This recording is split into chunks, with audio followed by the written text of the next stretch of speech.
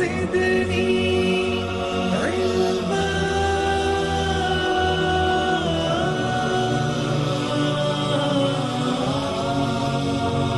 رب زدني علما.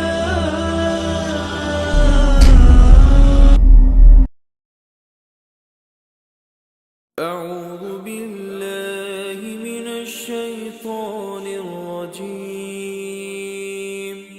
بسم الله الرحمن الرحيم. السلام عليكم ورحمة الله وبركاته. الحمد لله الذي هدانا لهذا وما كنا لنهتدي لولا أن هدانا الله، والصلاة والسلام على رسول الله.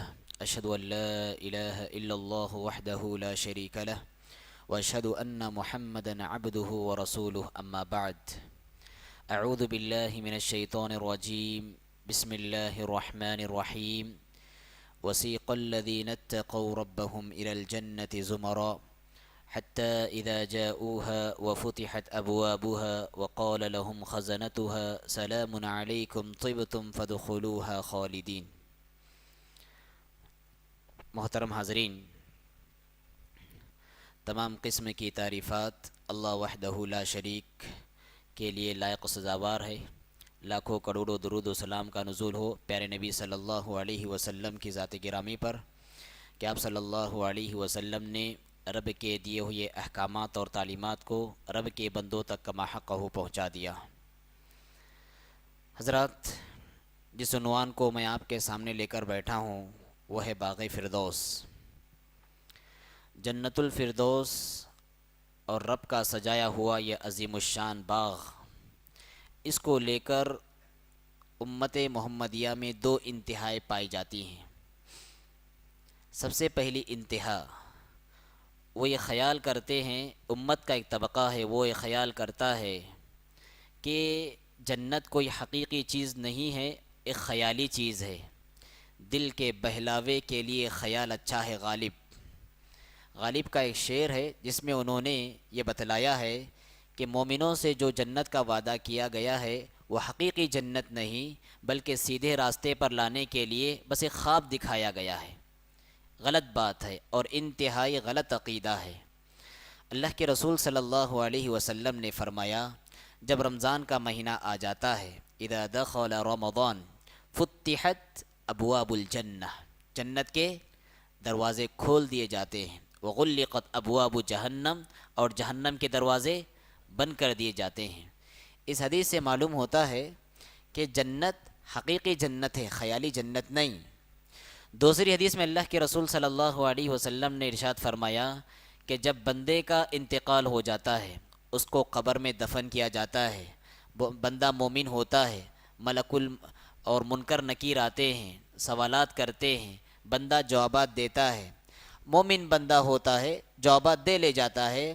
اس کے بعد اللہ کے رسول صلی اللہ علیہ وسلم کیا فرماتے ہیں؟ فَيُنَادِي مُنَادٍ مِّنَ السَّمَاءِ، آسمان سے ایک ندا دینے والا ندا دیتا ہے۔ کیا ندا دیتا ہے؟ اَنَّ صَدَقَ عَبْدِي، کہ میرے بندے نے سچ کہا۔ فَأَفْرِشُوهُ مِنَ الْجَنَّةِ، جنت کا بستر اس کے لیے بچھا دو۔ وَافْتَحُوا لَهُ بَابًا إِلَى الْجَنَّةِ، جنت کی کھڑکی اس کے لیے کھول دو۔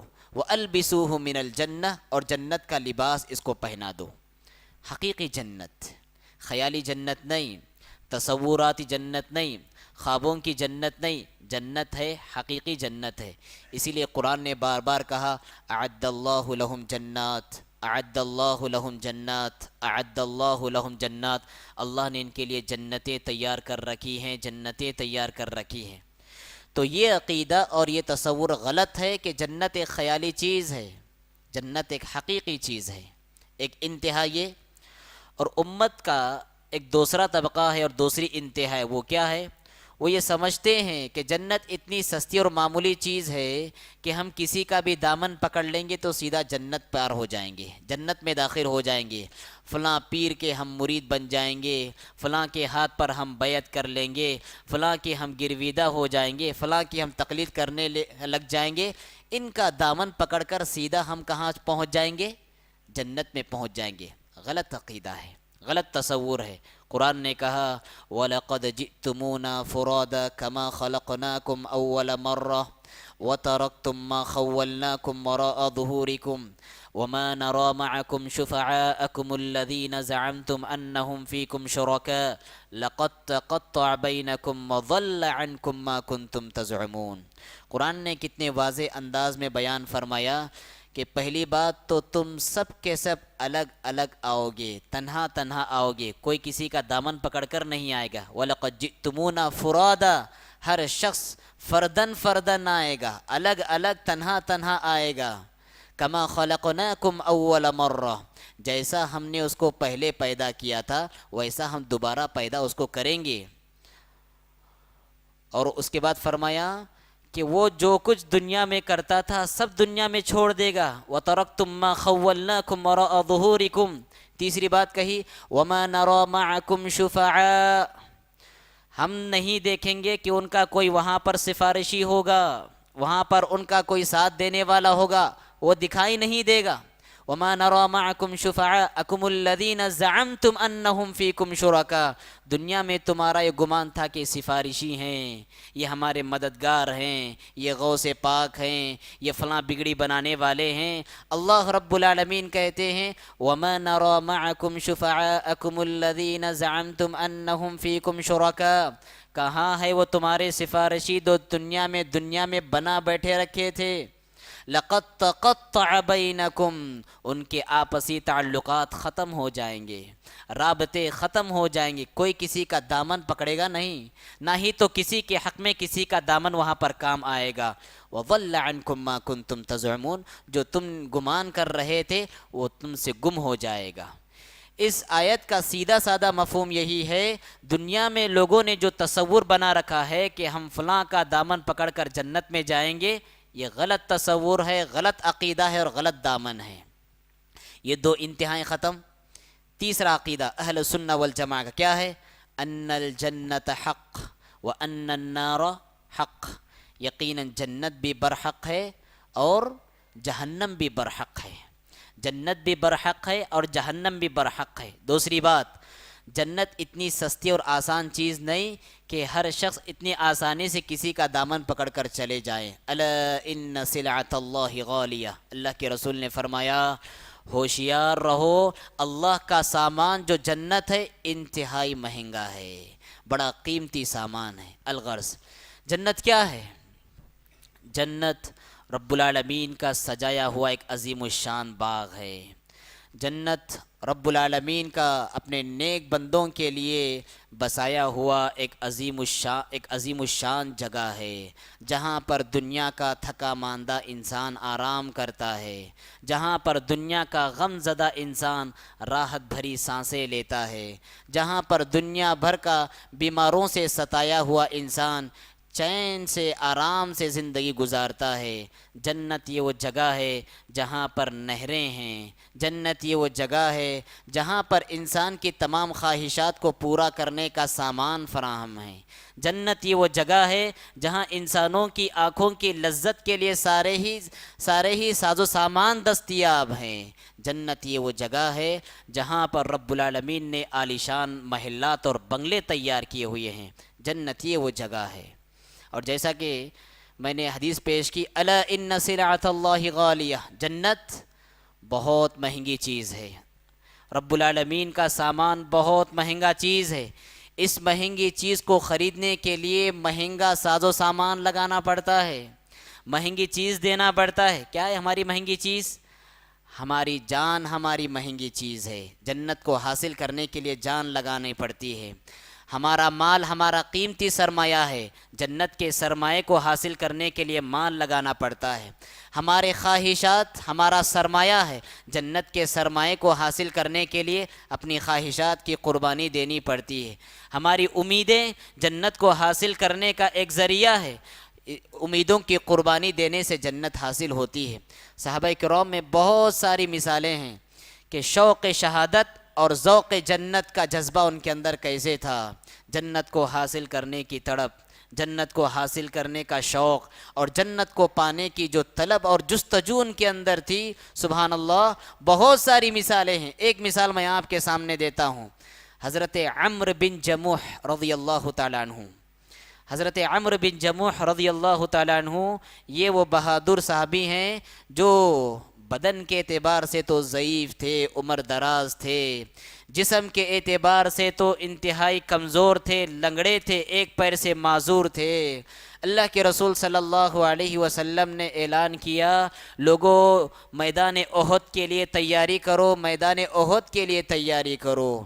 یہ صحابی آتے ہیں اور کہتے ہیں اللہ کے رسول صلی اللہ علیہ وسلم، میدان احد میں میں شرکت کرنا چاہتا ہوں، اس خیر سے مجھے محروم نہ کیجیے۔ اللہ کے رسول نے کہا، قرآن نے بار بار یہ بات کہی، وَلَا جُنَاحَ عَلَيْكُمْ، کہ تم میں جو لنگڑے لولے ہیں اور جو تم میں جو بیمار ہیں، جنگ میں شرکت کرنا تمہارے لیے واجب اور فرض نہیں ہے، لہٰذا اس رخصت کا فائدہ اٹھاؤ، گھر میں بیٹھے رہو۔ انہوں نے کہا، اصرار کیا، اے اللہ کے رسول، میں رب کی بنائی ہوئی جنت میں جس طرح زمین پر رینگتے رینگتے چلتا ہوں، لنگڑتے لنگڑتے چلتا ہوں، رب کی بنائی ہوئی جنت میں بھی میں رینگتے رینگتے داخل ہونا چاہتا ہوں۔ ان کے اصرار پر اللہ کے رسول صلی اللہ علیہ وسلم نے جنگ میں شریک ہونے کی اجازت دے دی اور جنگ میں جام شہادت نوش فرماتے ہیں، اور انہیں اور عبداللہ بن حرام رضی اللہ تعالیٰ عنہ کو ایک ہی قبر میں دفن کیا جاتا ہے۔ اور دفن کرنے کے بعد حضرت امیر معاویہ رضی اللہ تعالیٰ عنہ کے زمانے میں ایک فلڈ آتا ہے، ایک سیلاب آتا ہے، اس سیلاب کی وجہ سے قبریں اکھڑ جاتی ہیں، اور جب دیکھا جاتا ہے کہ ان کی قبر اور عبداللہ بن حرام رضی اللہ تعالیٰ عنہ کی قبر اتنی تر و تازہ ہے، ان کے جسم اتنے تر و تازہ ہیں، گویا کہ ابھی ان کو دفن کیا گیا ہے۔ پورے 45 یا 46 سال بعد ان کی قبر نظر آئی، ان کا جسم نظر آیا، تو دیکھا گیا سبحان اللہ، ایسا تر و تازہ جسم ہے اور ایسی مسکراہٹ والا وہی چہرہ ہے، گویا کہ انہیں ابھی دفن کیا گیا ہے۔ یہ شوق شہادت اور یہ جنت کی طلب، یہ جنت کی آرزو اور یہ جنت کا شوق ہمارے اسلاف میں اور صحابہ میں اس درجے بدرجے اتم موجود تھا۔ اس جنت کو حاصل کرنے کے لیے چاہے کتنے ہی خواہشات لٹائی جائیں کم ہیں۔ جنت کے لیے کتنے لوگوں نے اپنا مال لٹایا، اس جنت کو حاصل کرنے کے لیے کتنی جانوں کا نذرانہ پیش کیا گیا، اس جنت کو حاصل کرنے کے لیے کتنی راتیں جاگی گئیں، اس جنت کو حاصل کرنے کے لیے کتنی آرزوؤں کا خون ہوا، اس جنت کو حاصل کرنے کے لیے کتنے آنسو بہائے گئے، اس جنت کو حاصل کرنے کے لیے کتنے اپنے آپ کو تھکایا گیا۔ اس کے باوجود بھی کوئی انسان یہ حق نہیں رکھتا کہ رب کی بنائی ہوئی جنت کا حقدار ہو جائے۔ انسان اپنی پیدائش سے لے کر وفات تک بھی اگر اپنے سر کو سجدے میں گزار دے اور اس کے باوجود بھی وہ حق نہیں رکھتا کہ رب العالمین اس کو جنت نصیب فرمائے۔ کیوں؟ عبادت کی توفیق دینے والا بھی اللہ رب العالمین ہی ہے۔ اللہ کے رسول صلی اللہ علیہ وسلم نے ایک مرتبہ ارشاد فرمایا، تم میں سے کوئی شخص اور تمہارا کوئی بھی عمل تمہیں جنت میں داخل نہیں کرا سکتا۔ آپ نے فرمایا، تم میں سے کسی شخص کا عمل اس کو جنت تک نہیں پہنچا سکتا۔ اللہ کے رسول صلی اللہ علیہ وسلم سے صحابہ نے پوچھا، اللہ کے رسول وَلَا أَنْتَ يَا رسول اللہ، کہ آپ کو بھی عمل کے بل بوتے پر جنت نہیں ملے گی؟ آپ نے فرمایا، وَلَا أَنَا، مجھے بھی اپنے عمل کی وجہ سے جنت نہیں ملے گی، إِلَّا أَن يَتَغَمَّدَنِيَ اللَّهُ بِرَحْمَةٍ وَفَضْلٍ، اللہ یہ کہ اللہ کی رحمت میں نہا کر، اللہ کے بھیجے ہوئے خیر و کثیر میں نہا کر، اور اللہ کے فضل میں بھگو کر رب العالمین کی رحمت سے میں جنت میں داخل ہو جاؤں گا۔ سبحان اللہ۔ اسے بات معلوم ہوتی ہے کہ جنت میں انسان عمل کی وجہ سے نہیں، انسان کا جو عمل ہے جنت اس کا بدلہ نہیں، بلکہ عمل انسان کو جنت میں جانے کا سبب ہے، بدلہ نہیں ہے۔ جنت انسان کے عمل کا بدلہ نہیں، بلکہ جو عمل انسان دنیا میں کرتا ہے وہ تو جنت میں جانے کا ایک سبب اور ذریعہ ہے۔ انسانی تاریخ کا سب سے پریشان حال انسان کل قیامت کے دن لائے جائے گا، اور رب العالمین اسے ایک لمحے کے لیے جنت میں غوطہ لگائے گا اور نکال دے گا۔ انسانی تاریخ کا سب سے پریشان حال انسان، سب سے مظلوم حال انسان، ایک سیکنڈ کے لیے جنت میں غوطہ لگانے کے بعد اس کو نکالا جائے گا اور پوچھا جائے گا، اے بھلا وہ بندے جس نے کبھی زندگی میں سکھ نہیں دیکھا، جس نے زندگی میں کبھی آرام نہیں دیکھا، ذرا بتلا تو صحیح جنت کے ایک لمحے بھر کے سکھ نے تجھے کیا محسوس کرایا؟ وہ کہے گا، اللہ گرچہ میں نے دنیا میں بڑے ستم جھیلے ہیں، دنیا میں بڑے میں مظلومانہ زندگی گزار کر آیا ہوں، لیکن ایک بھر کے جنت کے سکھ نے زندگی بھر کے سارے دکھ کو بھلا دیا۔ جنت یہ مقام ہے کہ جہاں پر دنیا کا تھکا ماندہ انسان آرام کرتا ہے۔ جنت کے اوصاف کیا ہے؟ جنت کے اوصاف، جنت کے اوصاف سبحان اللہ، ہماری زبان میں وہ طاقت نہیں کہ ہم جنت کے اوصاف کو بیان کر سکیں، ہماری قلم میں وہ سکت نہیں کہ جو جنت کے اوصاف کو لکھ سکے، ہمارے فکر و خیال میں اتنی جگہ نہیں کہ جو جنت کے اوصاف کو اپنے اندر سما سکے، جگہ بٹھا سکے۔ اللہ کے رسول نے فرمایا جنت یہ ایسی جگہ ہے ما لا عین رأت، جس کو کسی آنکھ نے کبھی دیکھا نہیں، ولا اذن سمعت، جس کو کسی آنکھ کان نے کبھی سنا نہیں، ولا خطر علی قلب بشر، سننا دیکھنا تو دور کی بات، کسی انسانی دل پر اس کا وہم و خیال تک بھی نہیں گزرا۔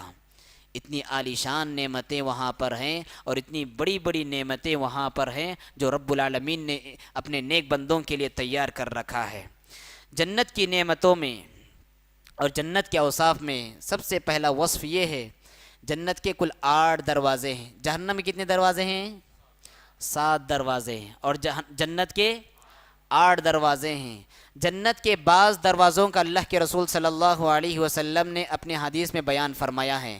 ایک دروازے کا نام باب الصلاح ہے، اور ایک دروازے کا نام باب الصدقہ ہے، اور ایک دروازے کا نام باب الجہاد ہے، اور ایک دروازے کا نام باب الریان ہے، اور ایک دروازے کا نام باب الایمن ہے۔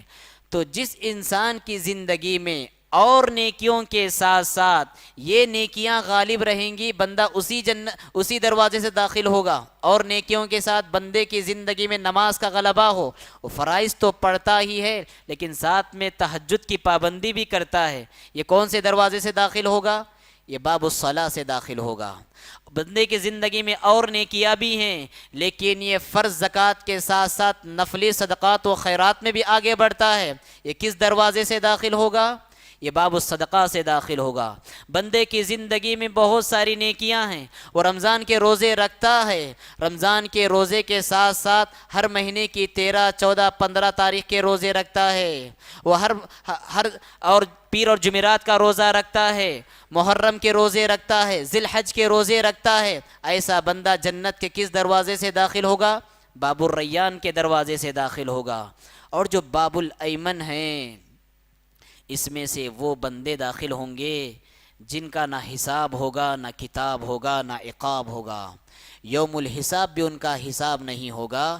ایسے بندے ہوں گے جو باب الایمن سے داخل ہوں گے۔ اللہ کے رسول صلی اللہ علیہ وسلم نے جب یہ حدیث بیان فرمائی کہ جنت کے اتنے اتنے دروازے، یہ نام ہیں، ابو بکر صدیق رضی اللہ تعالیٰ عنہ کی دیکھیے کتنی بلند سوچ تھی، کتنی عمدہ اور بلند سوچ تھی ابو بکر صدیق رضی اللہ تعالیٰ عنہ کی۔ آپ نے کہا، اے اللہ کے رسول، کیا آپ کی امتیوں میں سے کوئی ایسا شخص بھی ہے جس کو جنت کے 8 دروازوں سے بلایا جائے گا؟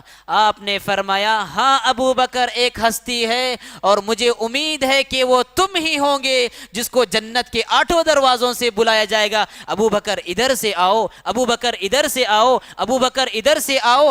8 دروازوں سے بلائی جانے والی ہستی حضرت ابو بکر صدیق رضی اللہ تعالیٰ عنہ کی ہوں گی۔ ہم اللہ سے دعا کرتے ہیں کہ اللہ رب العالمین ہمیں بھی وہ اعزاز عطا فرما کہ ہمیں بھی 8 دروازوں سے پکارا جائے۔ اسی طرح سے جنت کتنی وسیع ہوگی، جنت کی وسعت اور جنت کی بڑائی، اور جنت کتنی لمبی اور عریض ہوگی۔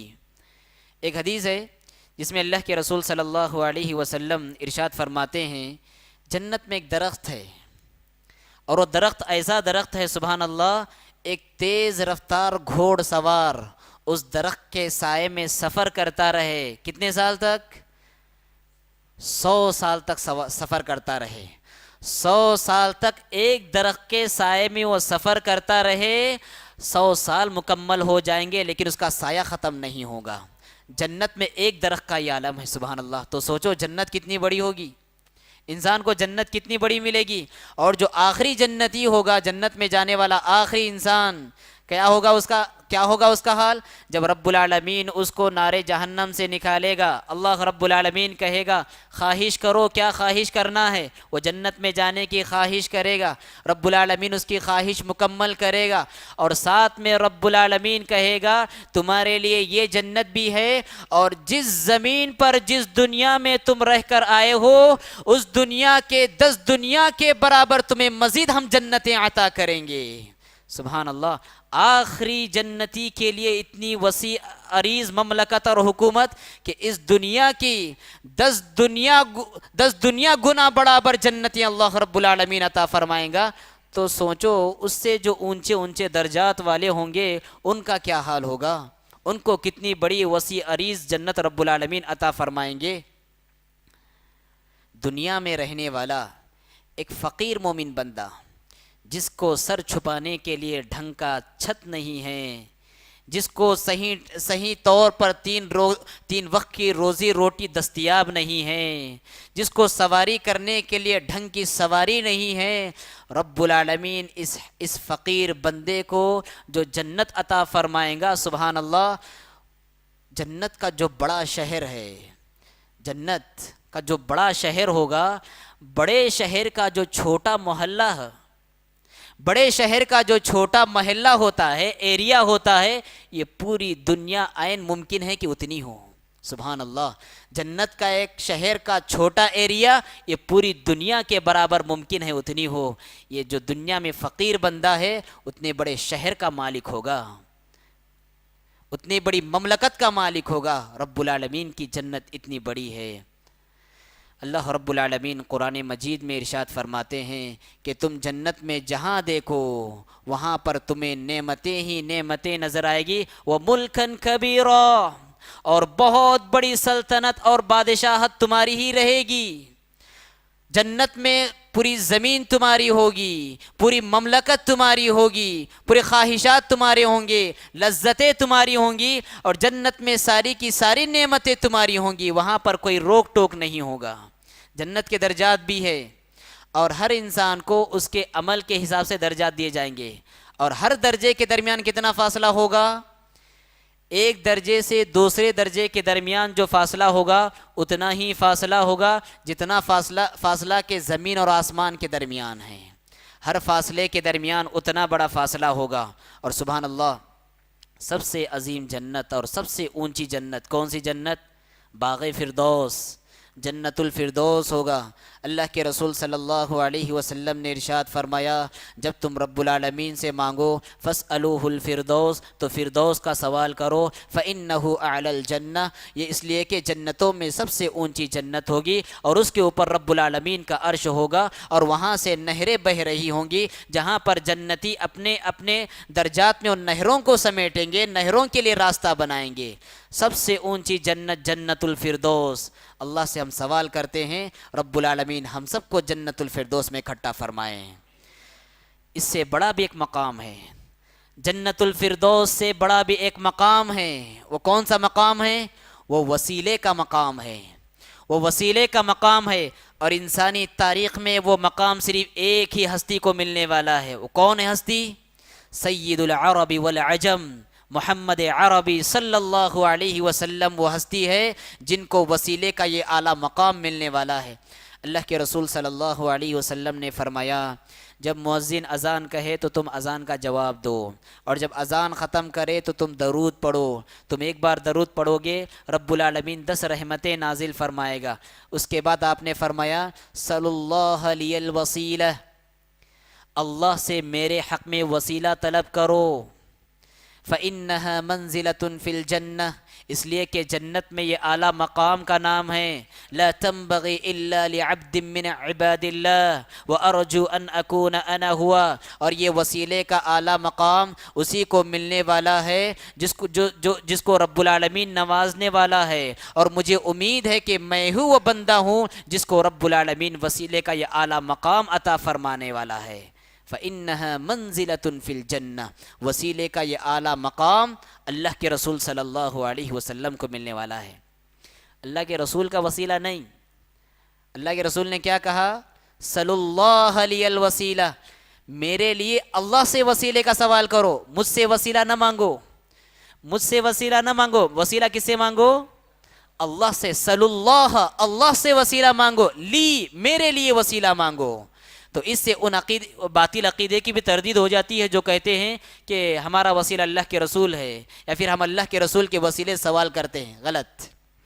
تو جنت میں ایک اعلیٰ مقام ہے جس کا نام وسیلہ ہے، اور یہ وسیلے کا اعلیٰ مقام حضرت محمد عربی صلی اللہ علیہ وسلم کو ملنے والا ہے. جنت میں سب سے پہلے داخل ہونے والے کون؟ وہ ہمارے نبی صلی اللہ علیہ وسلم ہوں گے.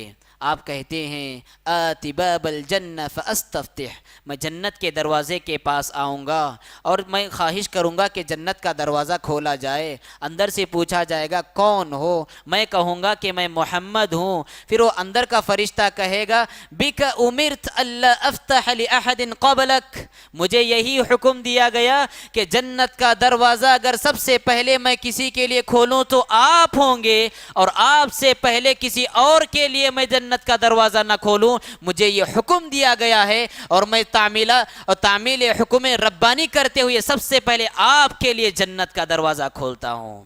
سب سے پہلے جس ہستی کے لیے جنت کا دروازہ کھولا جائے گا وہ محمد عربی صلی اللہ علیہ وسلم ہوں گے. حضرات، جہاں پر اللہ کے رسول صلی اللہ علیہ وسلم کو جنت میں سب سے اعلیٰ مقام ہوگا، جنت میں سب سے پہلے آپ داخل ہوں گے، وہیں پر آپ کی امتیوں کو بھی یہ اعزاز ہے کہ تمام امتیوں میں سب سے پہلے داخل ہونے والے امت محمدیہ ہوگی. جنت میں داخل ہونے والی سب سے پہلی امت محمدیہ ہوگی. ایک مرتبہ اللہ کے رسول صلی اللہ علیہ وسلم حضرت ابراہیم علیہ السلام کی دعا پڑھ رہے تھے. ابراہیم علیہ السلام اپنی امت کی فکر کرتے ہوئے رب العالمین سے دعا کر رہے تھے. فمن تبعنی فإنہ منی ومن عصانی فإنک غفور رحیم. اے پروردگارا، جس نے میری اطاعت و فرما برداری کی وہ تو میرا ہوا ہی، ومن عصانی فإنک غفور رحیم، لیکن جس نے میری نافرمانی کی تو بڑا غفور الرحیم ہے، تو بڑا رحم کرنے والا اور مہربان ہے. آپ نے عیسیٰ علیہ السلام کی دعا پڑھی. عیسیٰ علیہ السلام اپنی امت کی فکر میں رب العالمین سے دعا کر رہے ہیں ان تعذبهم فإنهم عبادک وإن تغفر لهم فإنک انت العزیز الحکیم. اے اللہ، یہ تیرے بندے ہیں، اگر تو انہیں سزا سے دوچار کرنا چاہے، اگر تو انہیں معاف کر دے تو بڑا عزیز ہے، بڑا حکیم ہے. اللہ کے رسول صلی اللہ علیہ وسلم کو بھی اپنی امت کی فکر دامنگیر ہو گئی اور آپ اتنا زار و قطار رونے لگے، آپ اتنا رونے لگے اور کہنے لگے اللہم امتی امتی. آپ کے گرتے ہوئے یہ آنسو رب العالمین کو دیکھے نہیں گئے. رب العالمین کی دریائے جوش رحمت رب العالمین کی دریائے رحمت جوش میں آ گئی. اللہ رب العالمین نے آسمان سے جبرائیل علیہ السلام کو بھیجا اور کہا جاؤ محمد سے پوچھو یہ آنسو کیوں بہ رہے ہیں اور کس کے حق میں بہ رہے ہیں. جبرائیل علیہ السلام آتے ہیں اور پوچھتے ہیں، آپ سارا قصہ سنا دیتے ہیں اور ساری صورتحال کا علم اللہ رب العالمین کو ہوتا ہے. جبرائیل علیہ السلام جاتے ہیں، رب العالمین سے قصہ بیان کرتے ہیں. اللہ رب العالمین کہتا ہے اے جبرائیل جاؤ اور محمد کو کہہ دو ان سنرضیک فی امتک ولا نسوءک. جب حشر کی عدالت قائم ہو جائے گی ہم آپ کو آپ کی امت میں راضی کر دیں گے، آپ کو ناراض نہیں کریں گے. اور سبحان اللہ، رب العالمین نے آپ کو کیسے कैसे राज़ी किया, रब्बुल आलमीन ने आपको कैसे राज़ी किया। अल्लाह के रसूल सल्लल्लाहु अलैहि वसल्लम फरमाते हैं, एक मरतबा अल्लाह के रसूल ने फरमाया कि रब्बुल आलमीन जब कल क़यामत के दिन हज़रत आदम अलैहिस्सलातु वस्सलाम से कहेगा कि हर 1000 में से 999 इंसानों को जहन्नम के लिए अलग करो, हर 1000 में से 999 को जहन्नम के लिए अलग करो। सहाबा किराम परेशान हो गए, सहाबा किराम परेशान हो गए। अल्लाह के रसूल सल्लल्लाहु अलैहि वसल्लम ने सहाबा किराम के चेहरों पर खौफ के जो असरात थे, वहशत के जो असरात थे, आपने पढ़ लिए। आपने उसके बाद फरमाया तुम्हें डरने की ज़रूरत नहीं, तुम्हें खौफ खाने की ज़रूरत नहीं, रब्बुल आलमीन की बनाई हुई जन्नत का चौथाई हिस्सा तुम होगे। मतलब ये है कि रब्बुल आलमीन की जन्नत को अगर 4 हिस्सों में बांट दिया जाए तो एक हिस्सा उम्मत मोहम्मदिया का होगा और बकिया 3 हिस्से बकिया उम्मतियों के होंगे। अल्लाह के रसूल ने उसके बाद फरमाया नहीं, बल्कि मुझे उम्मीद है कि तुम जन्नत की तीसरा हिस्सा होगे। अगर जन्नत को 3 हिस्सों में बांट दिया जाए तो एक हिस्सा मेरी उम्मत के लिए होगा और 2 हिस्से बकिया उम्मतों के लिए होंगे। आपने फरमाया नहीं नहीं, बल्कि मुझे उम्मीद है, बल्कि मुझे उम्मीद है कि आधी जन्नत मेरी उम्मत की होगी और आधी जन्नत बकिया सारी उम्मतियों की होगी। ये सुनना था। साहबा किराम ने बआवाज़े बुलंद नारे तकबीर बुलंद किया। सुभान अल्लाह। जन्नत में सबसे ज़्यादा जाने वाली उम्मत उम्मत मुहम्मदिया होगी। आधी जन्नत में बसने वाली उम्मत उम्मत मुहम्मदिया होगी। हमें फ़ख्र है और हमारे लिए बहुत बड़ा एज़ाज़ है कि रब्बुल आलमीन ने हम सबको उम्मत मुहम्मदिया का पासबान और अलमबरदार बनाया और ख़ुसूसियत के साथ हम सबको जमात अहले हदीस में शामिल फरमाया। ये हमारे लिए बहुत बड़ा तमगा है, हमारे लिए बाइस सद इफ्तिखार है। हज़रात, इसी तरह से जन्नतियों की कैफियत कैसी होगी? जो जन्नती जन्नत में जाएंगे कैसी शक्ल व सूरत के होंगे? अल्लाह के रसूल सल्लल्लाहु अलैहि वसल्लम फरमाते हैं कि एक जन्नती जो जन्नत में जाएगा उसकी उम्र होगी 30 साल से लेके 35 साल के दरमियान। जवान होकर दाखिल होंगे, वहाँ पर कोई बूढ़ा नहीं होगा, वहाँ पर कोई बूढ़ा नहीं होगा। 30 से 35 साल के नौजवान उम्र में अल्लाह रब्बुल आलमीन जन्नतियों को जन्नत में दाखिल फरमाएगा और सिवाय सर के बाल के अलावा और कोई बाल नहीं होगा। न मूंछ के बाल होंगे, न दाढ़ी के बाल होंगे, न बदन के कोई और बाल होंगे, बल्कि सिर्फ सर के बाल होंगे। और वहाँ की जवानी ऐसी जवानी होगी कि जिस पर कभी बुढ़ापा तारी नहीं होगा।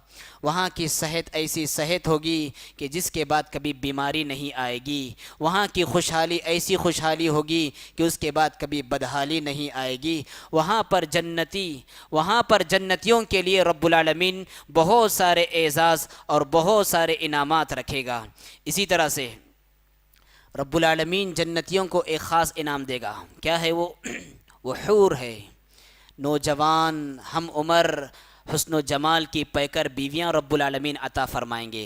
ये कैसी होगी? हूरुम मक़सूरातुन फ़िल ख़ियाम, वो खैमों में बंद होंगी, इंतहाई शर्मीली बाहया पर्दादार ख़वातीन होंगी। लम यतमिथुन्ना इंसुन क़ब्लहुम वला जान, इनसे जन्नतियों से पहले उन्हें ना किसी इंसान ने छुआ होगा और ना ही तो किसी जिन ने छुआ होगा।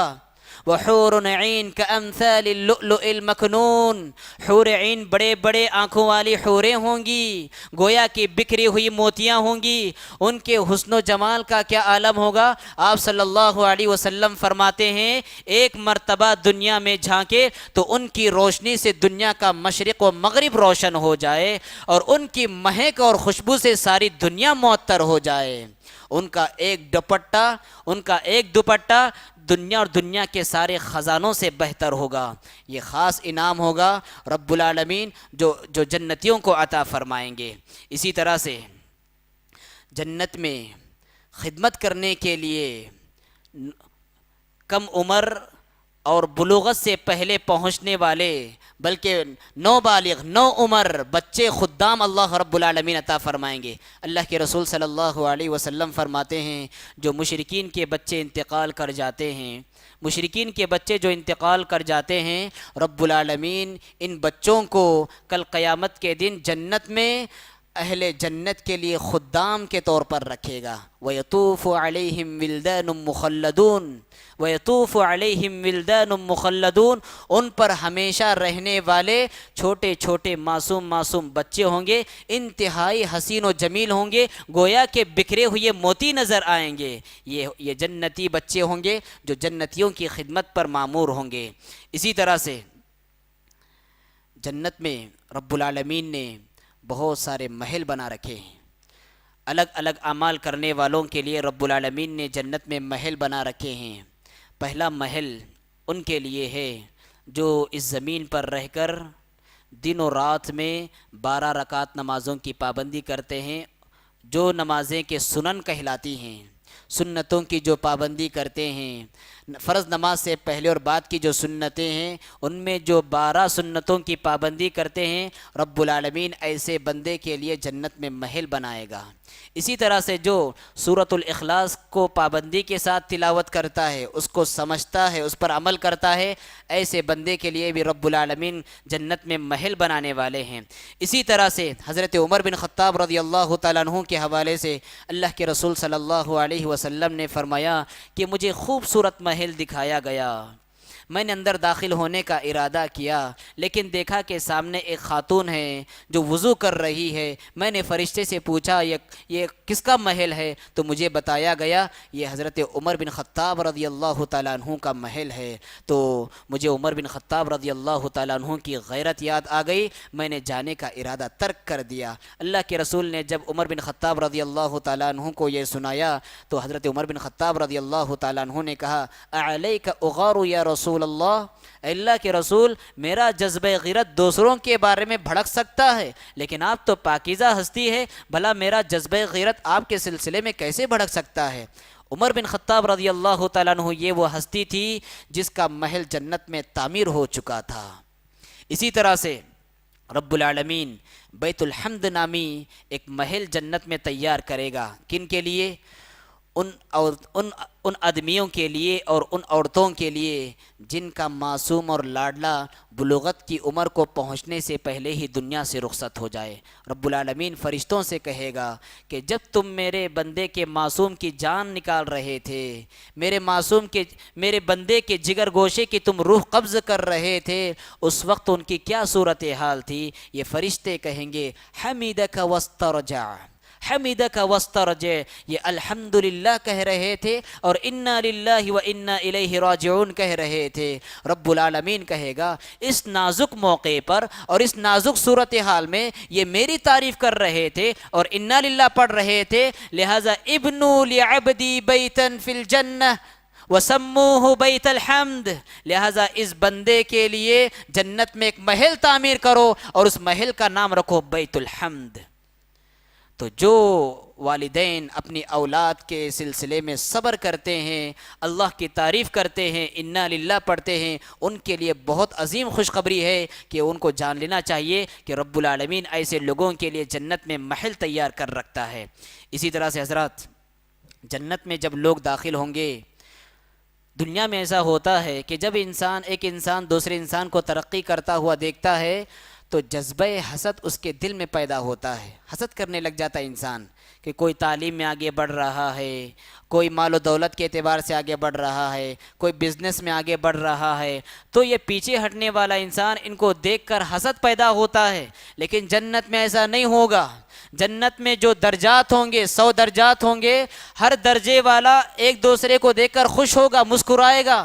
وہاں پر جتنے بھی انسان کے دل میں غلط جذبات ہوتے ہیں رب العالمین باہر نکال دے گا۔ وَنَزَعْنَا مَا فِي صُدُورِهِم مِّنْ غِلٍّ وَنَزَعْنَا مَا فِي صُدُورِهِم مِّنْ غِلٍّ، جنت میں جانے سے پہلے رب العالمین سارے انسان کے دلوں سے غلط جذبات کو نکال دے گا، دشمنیوں کو نکال دے گا، نفرتوں کو نکال دے گا، حسد کو نکال دے گا، کینہ کو نکال دے گا، سارے انسانوں کے دلوں سے غلط جذبات کو نکال دے گا اور سارے انسانوں کو بلکہ جنتیوں کا دل ایک انسان کے دل کی طرح ہوگا۔ جنت میں یہ انعام بھی انہیں دیا جائے گا۔ اسی طرح سے جنتیوں کی جو آپس میں گفتگو ہوگی، وہ گفتگو کیا ہوگی؟ تحیتہم فیہا سلام، جنت میں بھی ان کا وہ ذکر ہوگا جو ذکر کے ہمارے لیے دنیا میں متعین کیا گیا ہے۔ کیا ہے؟ السلام علیکم ورحمۃ اللہ۔ جنتی بھی ایک دوسرے پر ان کا تحیہ، ان کا تحفہ یہی ہوگا، وہ ایک دوسرے پر سلام کریں گے، تحیتہم فیہا سلام، بلکہ فرشتے ان پر سلام کریں گے جنتیوں پر۔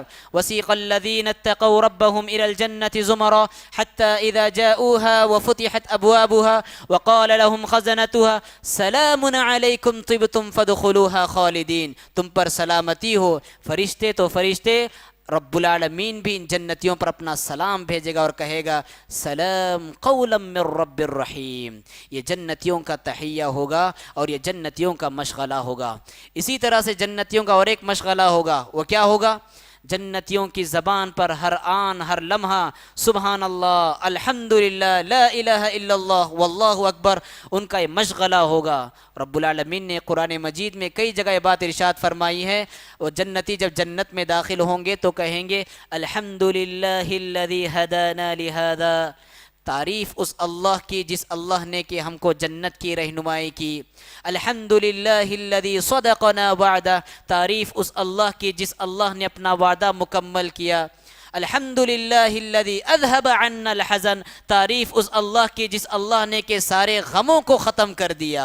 جنتیوں کا مشغلہ ہوگا سبحان اللہ کہنا، جنتیوں کا مشغلہ ہوگا الحمدللہ کہنا، جنتیوں کا مشغلہ ہوگا سبحان اللہ الحمدللہ لا الہ الا اللہ کہنا۔ اس لیے اللہ کے رسول فرماتے ہیں کہ جو بندہ زمین پر رہ کر سبحان اللہ الحمدللہ اللہ اکبر کا ورد کرتا ہے، جنت میں ایسے بندے کے لیے ایک پودا لگایا جاتا ہے۔ تو جتنی مرتبہ وہ ذکر کرتے رہتا ہے گویا کہ اپنی جنت کو آباد کرتا رہتا ہے، ہریالی کرتا رہتا ہے۔ تو ضروری ہے کہ جنت کو آباد کرنے کے لیے اس زمین پر رہ کر اللہ کی تسبیح بیان کرے۔ عربوں میں خاص عادت رہتی ہے، آپ دیکھیں کسی عربی سے اگر آپ کی ملاقات ہو یا ہو چکی ہو یا ملاقات آپ کرے، دیکھیں اس کی زبان پر الحمدللہ رہتا ہے، اس کی زبان پر سبحان اللہ رہتا ہے، اس کی زبان پر لا الہ الا اللہ رہتا ہے، اس کی زبان پر ہمیشہ آپ کے حق میں دعائیں رہتے ہیں۔ عربوں کی خاص عادت ہے یہ، ہماری بھی عادت ہونی چاہیے۔ ہماری زبان جب کھلے تو الحمدللہ کے ذریعے کھلے، ہماری زبان جب کھلے تو سبحان اللہ کے لیے کھلے، ہماری زبان جب کھلے تو لا الہ الا اللہ کے ذریعے کھلے۔ اس طرح ہمارا بھی مشغلہ دنیا میں ہونا چاہیے۔ اسی طرح سے حضرات، جنتیوں کو سب سے بڑی نعمت جو دی جائے گی وہ کون سی نعمت ہوگی؟ رب العالمین کے چہرے پر نور کا دیدار ہوگا۔ رب العالمین اعلان کرے گا اے جنتیوں، ابھی تمہارے اوپر ایک انعام اور ایک اعزاز باقی ہے۔ جنتی کہیں گے اے اللہ، کیا تو نے ہمیں نار جہنم سے نہیں بچایا؟ کیا تو نے ہمیں جنت میں داخل نہیں فرمایا؟ اتنی سارے انعامات تو نے ہمارے لیے کیے، اور کون سا انعام ہے؟ رب العالمین اپنے چہرے پر نور کے سامنے سے حجاب ہٹائے گا اور رب العالمین کو دیکھنے میں پورے جنتی اس طرح محو ہو جائیں گے کہ گویا کہ جنت کی دوسری نعمتیں ان کے لیے ہلکی اور پھیکی پڑ جائے گی۔ وہ رب العالمین کے چہرے کے دیدار کا لذت اٹھا رہے ہوں گے۔ ہم دعا کرتے ہیں رب العالمین سے، بار الہ ہم سب کو تیرا دیدار نصیب فرما۔ وجوہ یومئذ ناظرہ الی ربها ناظرہ، وجوہ یومئذ ناظرہ الی ربها ناظرہ، اس دن بہت سارے چہرے تر و تازہ ہوں گے جو اپنے رب کو دیکھ رہے ہوں گے۔ تو دنیا جنت کی بہت بڑی عظیم نعمت رب العالمین کا دیدار ہے۔ اسی طرح سے جنت میں فیملی کو اللہ رب العالمین ملا کر رکھے گا۔ اگر ولو بالفرض ماں باپ الگ طبقے میں ہیں اور اولاد الگ درجے میں ہیں تو ایمان اور توحید کی بنیاد پر رب العالمین ماں باپ کو ان کی اولاد سے ملا دے گا، نانا نانی سے ملا دے گا، دادا دادی سے ملا دے گا۔ والذین آمنوا واتبعتهم ذریتهم بإیمان الحقنا بهم ذریتهم وما التناهم من عملهم من شیء۔ اگر والدین اونچے درجات میں ہوں گے، اولاد نیچی درجے میں ہوں گے، تو رب العالمین ان کی خواہش پر یہ اولاد کو اٹھا کر ان کے درجات سے ملا دے گا۔ سبحان اللہ۔ واتبعتهم ذریتهم بإیمان الحقنا بهم ذریتهم۔ اسی طرح سے جنت کی نعمتوں میں اور ایک عظیم نعمت، جنت ایک بڑی نعمت ہے۔ انسان کے لیے سب سے بڑی کامیابی کیا ہے؟ جنت۔ جنت سے بڑھ کر کوئی کامیابی نہیں۔ انسان کے لیے سب سے بڑی کامرانی جنت، جنت سے بڑھ کر کوئی کامرانی نہیں۔ لیکن جس کو جنت کے ساتھ ساتھ پیارے نبی صلی اللہ علیہ وسلم کی رفاقت مل جائے تو نور علی نور ہو جاتا ہے۔ صحابہ کرام اللہ کے رسول صلی اللہ علیہ وسلم کے پاس آتے ہیں اور کہتے ہیں اے اللہ کے رسول صلی اللہ علیہ وسلم، آپ دنیا میں ہمارے ساتھ ہیں، آپ کی صحبت ہمیں نصیب ہے، لیکن جب آپ انتقال کر جائیں گے، جنت میں پہنچ جائیں گے اور جنت میں آپ کے درجات بلند رہیں گے، ہمارے درجات کم رہیں گے، تو یہ سوچ کر اور یہ تصور کرنے کے بعد ہم تھوڑا کبیدہ خاطر ہوتے، غم زدہ ہوتے ہیں۔ رب العالمین نے فوراً آیت نازل فرمائی، وَمَن يُطِعِ اللَّهَ وَالرَّسُولَ فَأُولَئِكَ مَعَ الَّذِينَ أَنْعَمَ اللَّهُ عَلَيْهِم مِّنَ النَّبِيِّينَ وَالصِّدِّيقِينَ وَالشُّهَدَاءِ وَالصَّالِحِينَ وَحَسُنَ أُولَئِكَ رَفِيقًا۔ جو اللہ اور اس کے رسول کی اطاعت کرے گا ہم اس کو نبیوں کے ساتھ ملا دیں گے، صدیقین کے ساتھ ملا دیں گے، شہداء کے ساتھ ملا دیں گے اور صالحین کے ساتھ ملا دیں گے۔ جس انسان کی زندگی میں سنتوں پر عمل پیرا ہونے کا جتنا زیادہ غلبہ ہوگا، اللہ کے رسول صلی اللہ علیہ وسلم کی اتنی ہی قربت اور میت اسے نصیب ہوگی۔ اور جو انسان سنت رسول، جذبہ سنت رسول سے جتنا زیادہ دور ہوگا، اللہ کے رسول صلی اللہ علیہ وسلم کی رفاقت سے اتنا ہی وہ زیادہ دور ہوگا۔ اسی طرح سے اللہ کے رسول صلی اللہ علیہ وسلم کی صحبت اور جنت میں میت حاصل کرنے کا ایک ذریعہ یہ بھی ہے کہ یتیموں کی کفالت کرنا۔ معاشرے کے جو یتیم اور کمزور طبقے ہوتے ہیں یتیموں کی شکل میں، ان کی کفالت کرو گے۔ اللہ کے رسول فرماتے ہیں انا وکافر الیتیم فی الجنت کہاتین، میں اور یتیم کی کفالت کرنے والا جنت میں اس طرح ہوں گے، یعنی جتنی دوری کے ان دونوں انگلیوں میں ہوں گے اتنی ہی دوری میری اور یتیم کی کفالت کے درمیان ہوگی۔ رب العالمین دونوں کو اکٹھا رکھے گا، رفاقت اللہ رب العالمین انہیں عطا فرمائیں گے۔ اسی طرح سے جو نوافل کی پابندی کرتا ہے، نفل نمازوں کی پابندی کرتا ہے، نفل عبادت کی پابندی کرتا ہے، اللہ کے رسول صلی اللہ علیہ وسلم فرماتے ہیں کہ کل قیامت کے دن میری قربت اور میت اسے حاصل ہوگی جنت میں۔ ایک صحابی نے عرض کیا اللہ کے رسول اسألک مرافقتک فی الجنہ، دنیا میں آپ کے ساتھ ہوں، جنت میں بھی آپ کے ساتھ رہنا چاہتا ہوں۔ اللہ کے رسول نے کیا فرمایا؟ فَأَعِنِّي عَلَى نَفْسِكَ بِكَثْرَةِ السُّجُودِ، زیادہ سے زیادہ نفل نمازوں کی پابندی کرو، میں رب العالمین سے دعا کروں گا تمہاری یہ پابندی اور میری یہ دعا تمہیں میری رفاقت اور میت نصیب فرمائے گی۔ نفل نمازوں کا کثرت سے اہتمام ہونا چاہیے رسول اللہ صلی اللہ علیہ وسلم کی رفاقت کو حاصل کرنے کے لیے۔ اور اس زمین پر جس انسان کے اخلاق جتنے زیادہ اچھے ہوں گے، اللہ کے رسول کی قربت کا اتنا ہی زیادہ حقدار ہوگا۔ ان من احبکم الی واقربکم منی مجلسا یوم القیامہ احاسنکم اخلاقا، تم میں میرے نزدیک سب سے زیادہ محبوب اور میرے نزدیک سب سے زیادہ معیت اور رفاقت کا حقدار وہ شخص ہے جو تم میں سب سے زیادہ اچھے اخلاق والا ہو۔ انسان اچھے اخلاق سے اللہ کے رسول صلی اللہ علیہ وسلم کی رفاقت کا حقدار ہوتا ہے۔